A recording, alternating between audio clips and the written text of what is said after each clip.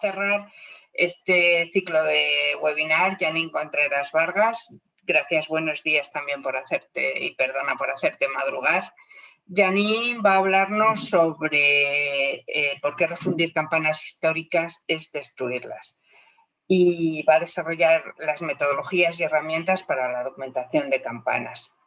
Janine es restauradora por la Escuela Nacional de Conservación, la INCRIM de México, es maestra en conservación forense por la Universidad de Lincoln en el Reino Unido, doctora en estudios del mundo antiguo por la Universidad Autónoma de Madrid en España, es docente de metodología de conservación y química aplicada en la INCRIM desde 2001 y desde 2015 organiza el seminario y conferencias sobre conservación de campanas en México.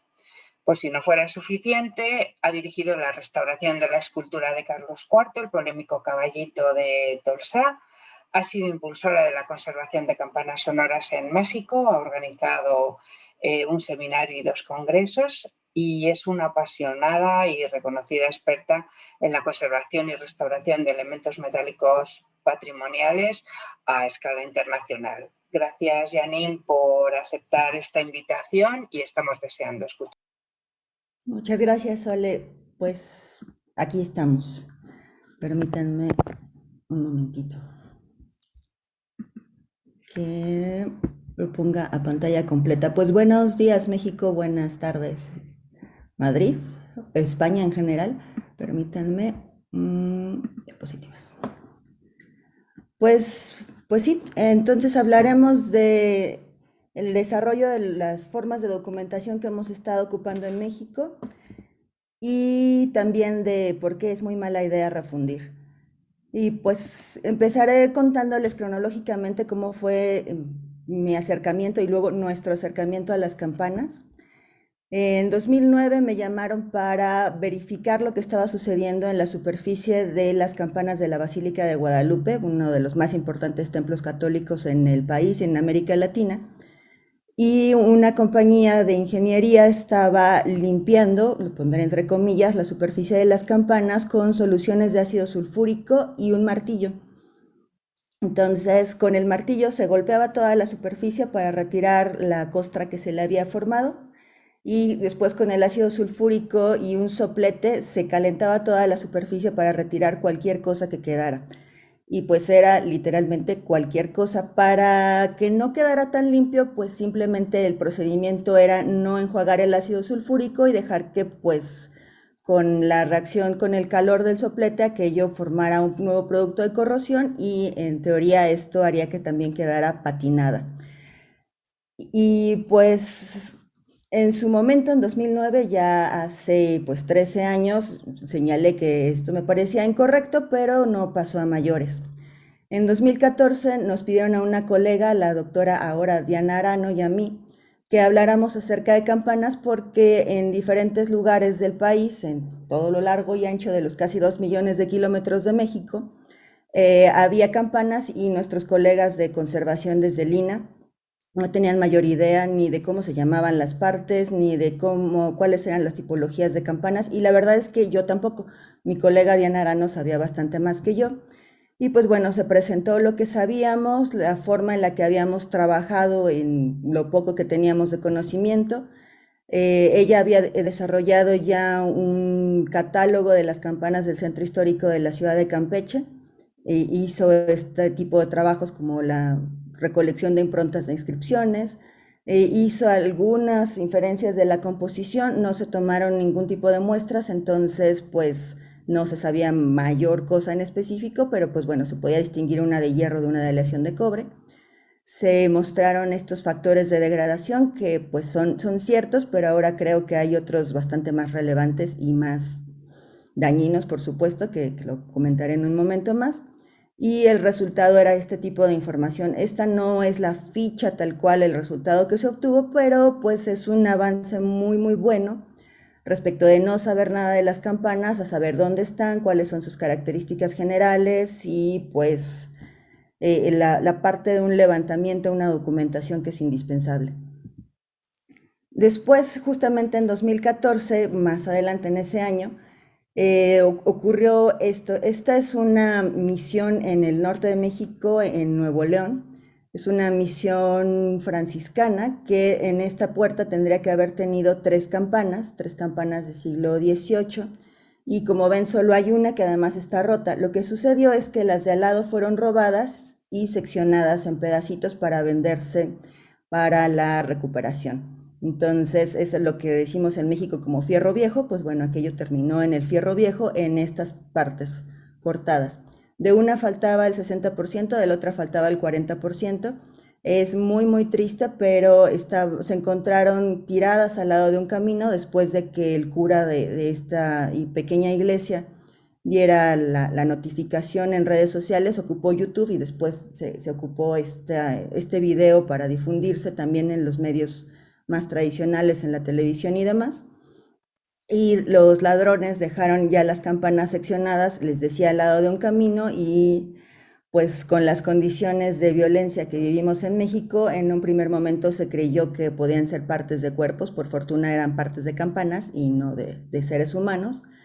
Pero bueno, nosotros nos enfrentamos al reto de restaurarlas, asumiendo de forma muy inocente que pues eran simplemente objetos metálicos que se podían soldar o que pues podían someterse a las formas tradicionales de tratamiento de objetos metálicos.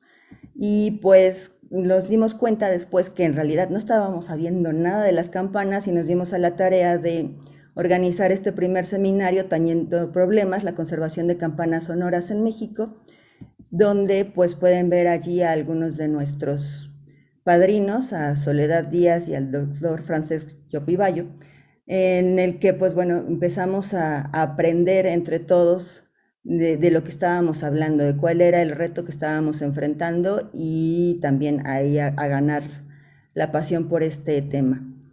Pues obviamente nos dimos cuenta que la problemática de conservación de campanas no es ni con mucho nada más un objeto metálico que se puede soldar, que se puede fundir o demás, sino que es una combinación de materiales, que es, digamos, que lo más sencillo y aún así es muy complejo, de sonoridad, de significado y pues obviamente una función social irreemplazable. Y bueno, también en ese proceso nos dimos cuenta que con mucha, mucha frecuencia las comunidades usuarias o adoptantes son defraudadas por una serie de artesanos que les proponen fundir sus campanas, cambiárselas, etcétera. De eso hablaremos un poquito más adelante. Aquí pues puede ser un poco naif también poner esta definición de restauración, pero me pareció muy importante porque nos señala que en las actividades de restauración siempre estamos intentando conservar algo, pero hay un sacrificio. Invariablemente hay un sacrificio, pero este tiene que ser el mínimo posible para su integridad estética e histórica, y yo señalaría que también para la material. Entonces, si hablamos de un sacrificio mínimo, hay cosas que se pueden permitir y hay cosas que ya son demasiado. Tendríamos que hacer una evaluación, las evaluaciones son siempre subjetivas, de qué es lo que podemos permitir y qué puede ya consistir incluso en un crimen cultural. Iremos de nuevo más adelante hacia eso. Así es que, pues, nuestros nuevos requerimientos para ver al objeto, que, insisto, pues es lo que se aplica usualmente para todos los objetos, pero parecía que para las campanas no era así porque son aparentemente demasiado utilitarios. Y es curioso, pero pues incluso César Brandi, que es uno de los teóricos más conocidos de la conservación, decía que pues se aplicaba la metodología y la teoría de la conservación y de la restauración para los objetos que constituyen arte, y para todo lo demás pues reparaciones. Hemos andado mucho el camino en todos los lugares del mundo y sabemos que no solo se interviene en obras de arte, sino todo lo que puede constituir las herencias culturales. Entonces, pueden ser clavos, pueden ser campanas o pueden ser obras de caballete. De todas formas, merecen un tratamiento digno de restauración y no solo reparaciones. Y para llevar a cabo esto de manera profesional y ética, pues hay que entender al objeto, conocer su utilidad social, eso es indispensable, entender su identidad material, entender su identidad cultural y por tanto entender las exigencias que la restauración debe cubrir para cumplir con la utilidad social identificada, o lo que Paul Philippot señalaba, y también César Brandi, como permitir que el objeto cumpla con su eficiencia. Y su eficiencia pues es la de ser un medio de comunicación. Las campanas lo son de forma muy evidente, pero absolutamente todos los bienes culturales son medios de comunicación. Y bueno, son medios de comunicación en la sociedad y a través del tiempo, que pues no es para nada poca cosa. La conclusión a la que llegamos a través de lo que fuimos aprendiendo con nuestros padrinos y entre nosotros a partir de la experiencia fue que la identidad material de las campanas se compone de la tecnología de producción, que nos habla de la composición, las dimensiones, el peso, los perfiles interno y externo, las decoraciones e inscripciones y pues también todo lo que se le va formando en superficie con el cambio de las condiciones del medio y con el tiempo. La ubicación, torre, campanario, en la espadaña, campanil, etcétera. Los sistemas de sujeción, los yugos fijos, los yugos de volteo, que en México tenemos esta forma de llamarles a las campanas fijas, tal cual campanas, y a las que giran esquilas. Sabemos, justamente por el doctor Job, que esto no es así en el resto del mundo, pero en México es una clasificación que está muy, muy aceptada. Tenemos también que considerar los sistemas de percusión, badajos o martillos o cualquier otra cosa. Hay veces que se tocan con un palo, no es lo más adecuado, pero bueno, sucede. Los anclajes y amarres de los que nos ha estado hablando Daniela Lira y la bióloga Iraís Velasco. Y pues bueno, todo lo que tiene que ver a cómo se insertan en el edificio y son sostenidos en el edificio o el sistema de ubicación en el que se encuentre, ya sea un árbol como nos mostraba hace un rato Daniela. Perdón. Ok, entonces tenemos esto que les mencionaba, las campanas que son fijas y las esquilas que giran. Y la identidad cultural es posiblemente, o bueno, no posiblemente, es de manera obvia lo más complejo y pues puede parecer algo relativamente sencillo de conocer a través de una metodología antropológica, pero lo hemos platicado también en tiempos recientes. A veces en el primer mundo la sustentabilidad parece como ocupar los materiales más accesibles, lo que podamos reutilizar y demás. En México a veces la sustentabilidad implica que no te linchen.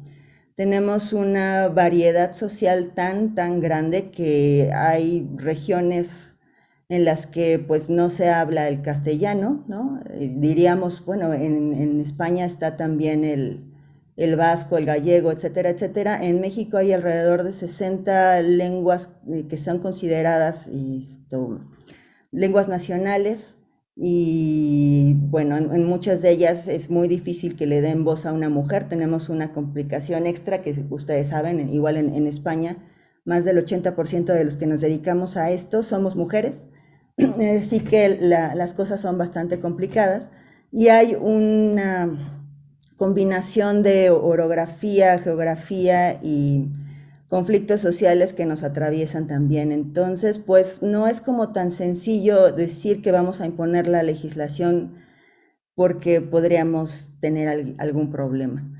Y tendríamos que entender en todo este entramado qué es lo que están haciendo las campanas como medio de comunicación y qué es lo que es importante para ellos, porque pues ser más papista que el Papa funcionaría, pero pues de verdad podemos terminar linchados o secuestrados. Lo más frecuente en el caso de restauración es que uno termine secuestrado en lo que se cede a sus demandas. No suele pasar a mayores, pero de todas formas nadie quiere pasar por esa experiencia. Y bueno, paso a esta bonita imagen del doctor Ángel García que nos cuenta cómo hace el procedimiento de muestreo y análisis de la estructura cristalina metalográfica de las campanas. Y esto está aquí con la intención de que recordemos que todo lo que le sucede a una campana a lo largo de su vida material se queda plasmado en la estructura de los metales. Entonces la fundición está señalada allí, el golpeo de las campanas está señalado por cómo se van deformando los materiales. Así es que es muy difícil suponer que al fundir una campana estamos recuperando esa misma campana. Aquí quisiera hacer un breve paréntesis de cosas que pudimos haber aprendido en el colegio, de los cambios físicos y los cambios químicos. Aparentemente cuando uno funde una campana solo sucede un cambio físico, como cuando arrugamos un papel, pero esto no es cierto. Al suponer que cuando metemos al horno la campana, esto solo cambia de estado y al fundirla, bueno, al vaciarla en su nuevo molde, ya la recuperamos, es totalmente inocente y hasta ignorante. Cuando se pone en un horno un metal, suceden una gran cantidad de reacciones pirometalúrgicas, de oxidación, de reducción, y esta es la razón por la que es necesario agregar más material, porque hay buena cantidad de los metales que se pierden. Los metales más ligeros usualmente se pasan al estado gaseoso, entonces se pierden totalmente, otros se oxidan y, como les decía, otros se reducen. Por eso es necesario agregar más material. No es solo para el empuje, es porque hay una merma muy importante de nuestro metal durante el proceso. Además, pues hasta el momento no he sabido de ninguna compañía en México, no sé si en España, que haga un análisis de este tipo, un análisis de composición y metalúrgico, para saber cuál era la composición previa y entonces repetirla. Lo que sucede con más frecuencia es que se dice, bueno, pues este es un bronce amarillo o un bronce rojo o lo que sea, y entonces se le echa a ojo una cierta cantidad de cobre, de latón, tal cual, que además es muy mala idea porque facilita que se rompan las campanas, o de bronce más amarillo o más blanco, más gris, etcétera, etcétera. Entonces, todo esto termina siendo a ojo.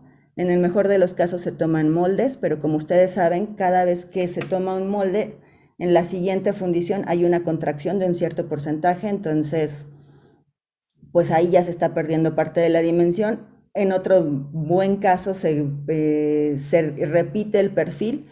Es bastante complicado. Les hemos preguntado a campaneros en México que cómo hacen para tomar el perfil interno y básicamente no nos contestan. Suponemos que porque tienen una serie de cerchas que ya están acostumbrados a emplear y simplemente ocupan la que les parece que es más similar a lo que se está reponiendo, pero no se repite ni la composición ni las dimensiones y se hace una recreación aproximada, bastante aproximada de las decoraciones. Entonces, pues ni por equivocación es una recuperación de la campana, sino pues una recreación, creo que en el mejor de los casos sería lo que se le puede decir, y no es la más afortunada.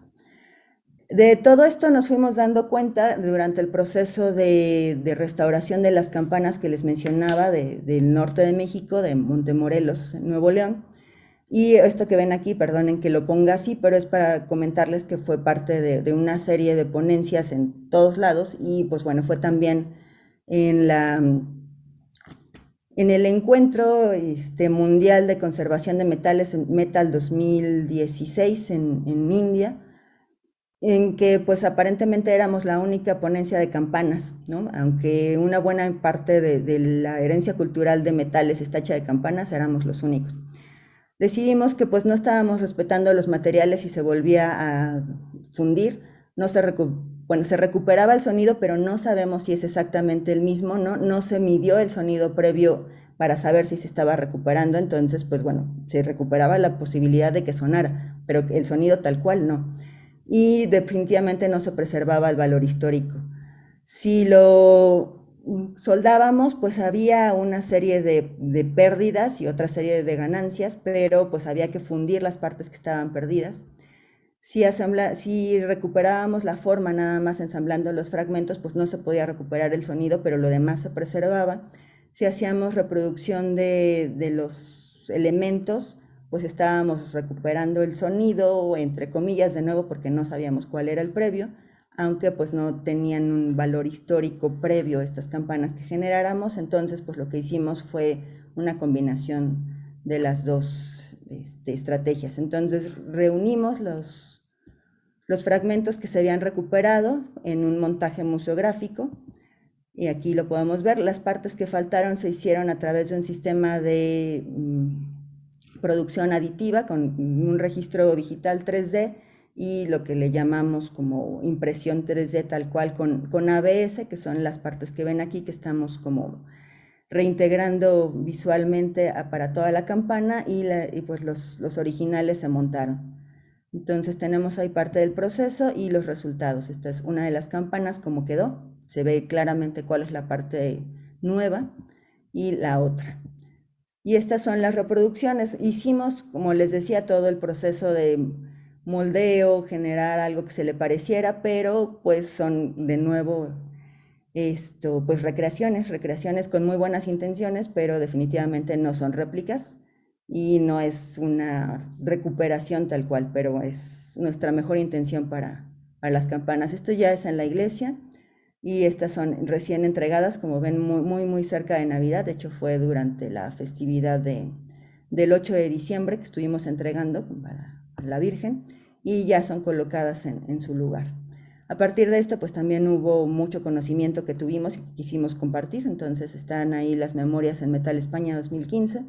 También en este congreso que les decía del Metal 2016, que se puede consultar en línea, gratuito también. Y pues bueno, las campanas han sufrido de muchos problemas. Uno de ellos es que pues se fracturan y a partir de eso se abandonan o bien se, se refunden, que me parece que es lo más grave porque todavía abandonadas, si están al lado de la iglesia, pues se pueden hacer cosas, ¿no? Pero una vez que se refunden, pues la campana ya se modificó para siempre. Estas son algunas de las cosas que se pueden encontrar en línea en México. Es una tabla que ya tiene algunos años, no sigue siendo así de barata, de lo que cuesta hacer una fundición de campanas. Como pueden ver, hay una diferencia entre una campana de bronce y cobre, que eso es como muy extraño, y una campana de bronce, cobre y estaño, que van viendo que es más caro, porque pues el estaño es más caro que los demás materiales, pero es curioso cómo el cobre y el bronce aparentemente tienen una diferencia en la fundición, ¿no? Cuando en realidad lo que se está haciendo pues, es un bronce con características distintas. Y es interesante porque se suele vender a las comunidades que si se les entregan las campanas se les va a hacer un descuento y el descuento suele ser bastante mínimo.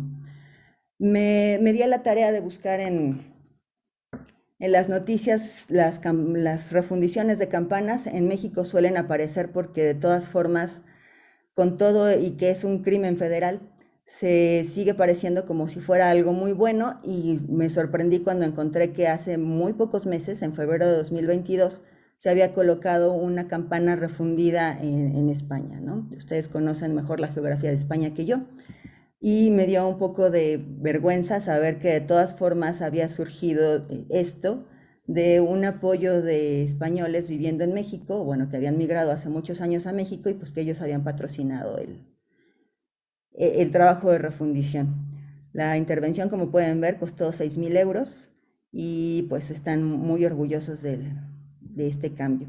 Y esto es pues lo que sigue pasando en México, que es bastante común. Pueden ver esa campana ahí reluciente, rechinando de limpia, como aparece en la publicidad en México. Entonces, pues bueno, fue refundida recién en 2021, en noviembre, el año de la pandemia, y también lo cuentan con mucho orgullo que fue retirada por una cuarteadura.